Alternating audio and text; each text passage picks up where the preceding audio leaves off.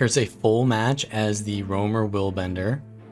It's a thief-like playstyle because you have so many disengages, you have ports to go in, you have dashes to get out, and while you don't have stealth, it is more of like a fighter. You want to be in the team fights and getting kills and rotating and not being focused, as you can see. So I jumped in there a little bit too aggressively, but I was able to get out because I have so much mobility on this build. So another thing that you'll see is when you use one of the virtue skills, your weapon skills will light up and then they'll be reduced in cooldown. I'm not really sure if that's intended or what trait actually allows that to occur, but it's kind of nice to just spam your virtues and get a ton of your cooldowns back. And another thing is this is a speed rune build, so whenever you use virtues on Willbender or a Willbender virtue, you will get swiftness, and swiftness with speed runes makes you really fast. So that's another reason why this build has that roamer playstyle to it. And while Core Guardian in the past didn't really feel like it could fill that role because you can't really chase anyone as a Core Guardian because you're not faster than them, this definitely feels like it. So I get a pull there, but I get a lot of burst on me by the Vindicator, the Harbinger, and the Mechanist there. So I just disengage. I've used my elite, so now I'm in, I'm out of cooldowns. I really don't want to go back in there, so I'm going to just go towards my team here.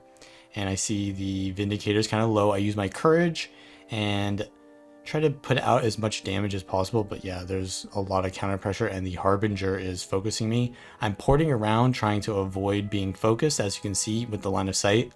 And the mech is, yeah, there's a mech just free casting on me, so I'm just got to get out of there right now. But yeah, using the ports there to get in and out of line of sight, and you can see I'm kiting the mech just by porting around a lot.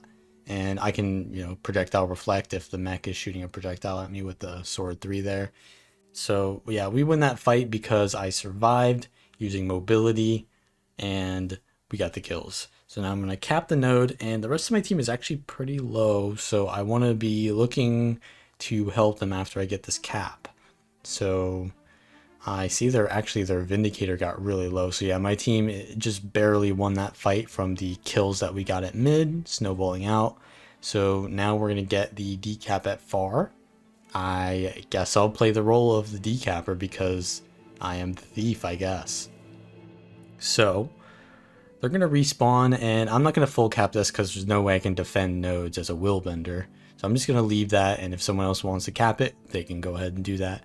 Now I see that there's someone decapping our home, but I believe that's our Mechanist is fighting the Necromancer at mid. So I'm going to go in +1 that, get my sword 2 into my sword 4, and there's a really good coordination with the CC there from the Mechanist, and we get the kill. So that's sort of like a standard play-by-play for the +1 there. Now I port into my Binding Blade there, and I pull them into it. They port out, and I use my virtue there to get some extra damage from the passives there. The Harbinger is actually doing a lot of damage, so I back off, and I forget actually that when they're in Shroud, they're actually most vulnerable. Usually when I play around a Necromancer, I'm like, oh, just kite away from them when they're in Shroud. But actually in Shroud now, Harbingers are more vulnerable, so I need to learn to trade with them when they're in Shroud. But I am getting chased here by the Scourge. I'm just getting out of there. I'm disengaging and using ports and my leaps with the speed runes to get swiftness, and that's allowing me to survive that really dangerous situation. So yeah, that's kind of what a roamer needs to play that role.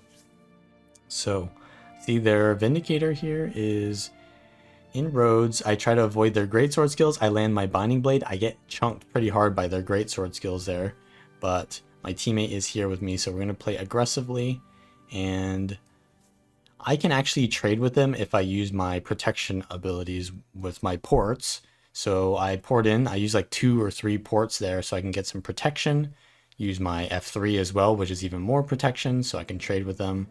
And yeah, they're being a little bit slippery right now, but we're gonna get the kill. I've got Yeah, I've got a lot of weakness on me as well. So they're running probably they're running Jealous and probably Retribution.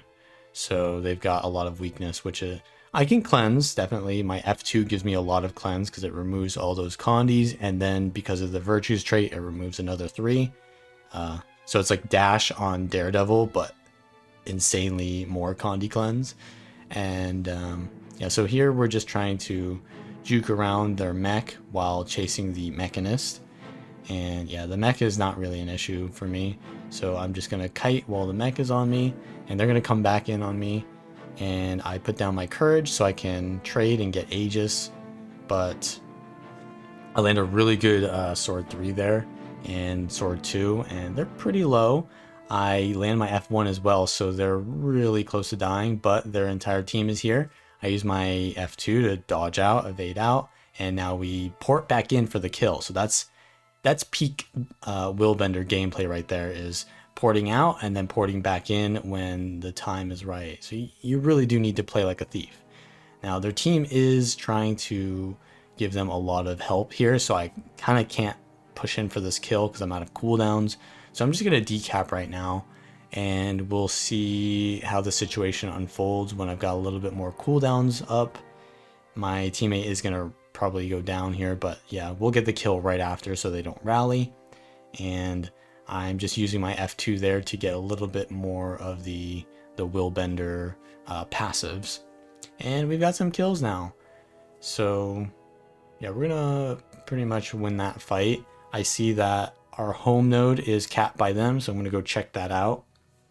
I see that probably the person who went from our home node has gone to decap mid, so I don't want to fight them at mid. I actually want to decap and then fight them at mid, because I don't want to be fighting while they own the node. I want to decap them and then go fight on their node, because that's sort of how the roamer role works. You want to use mobility before you use node fighting abilities.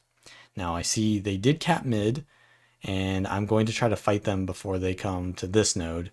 But yeah, it's a core ranger. There's not really too much I can do because I'm not a duelist. But I am chasing them, just testing out my stuff. I use the courage and pulse out as much damage as possible, but their Harbinger is here. And I see their worm is there. I actually go to kill the worm with my ports, and they take the worm as well. So now I'm in a sort of dangerous situation. The Harbingers do a lot of damage, so I have to kite and wait for a better situation. They do go into their shroud, so they're getting blight, and I can trade with them. So I go back in, and my Mechanist is also there, so we can go in and try to get the kill on them. I use my heal skill, and yeah, they're getting pressured kind of, but I'm getting pressured as well by the mech and or by the core ranger. And I'm gonna use ports to kite the ranger and regroup with my team here. They dodge my sword 4, which would have been big, and I do land my Crashing Courage there, which is really good. It's gonna give me some Aegis, but yeah, I have like 10 Torment on me. I cleanse that using my abilities, but yeah, I'm still getting a lot more Torment on me. I have to play very safely, and I see the Necro is super low, so I try to aggress on them again. They take their ports back, but they have the Spectral Walk as well.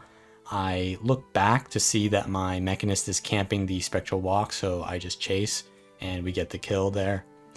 And I see I believe their Vindicator and their Scourger over there, so I'm just backing off until I see what the situation is going to be like, and then I port in with Judge's Intervention, dodge some abilities there. I'm going to probably take a lot of pressure there because I don't have too many cooldowns. I Courage in and try to use my Greatsword 2, and yeah, we're just trying to pressure the Vindicator here, but they're playing a decently tanky build with the Jealous stance there. Now we do get their Scourge down, and I try to go for the Cleave. We get the Cleave in time to rally because we've got 4 and they've only got 2 here, so yeah, we're just kind of snowballing these kills, and eventually, yeah, the game is going to end here. So that is pretty much how you want to be playing the Willbender Meditation Roamer build. Think of it as you go in, you do your burst, you get out, and then you go back in. So if you like this kind of content, then like the video, subscribe for more. And of course, I will be covering all the classes of End of Dragons. So stay tuned for that, and I will see you next time.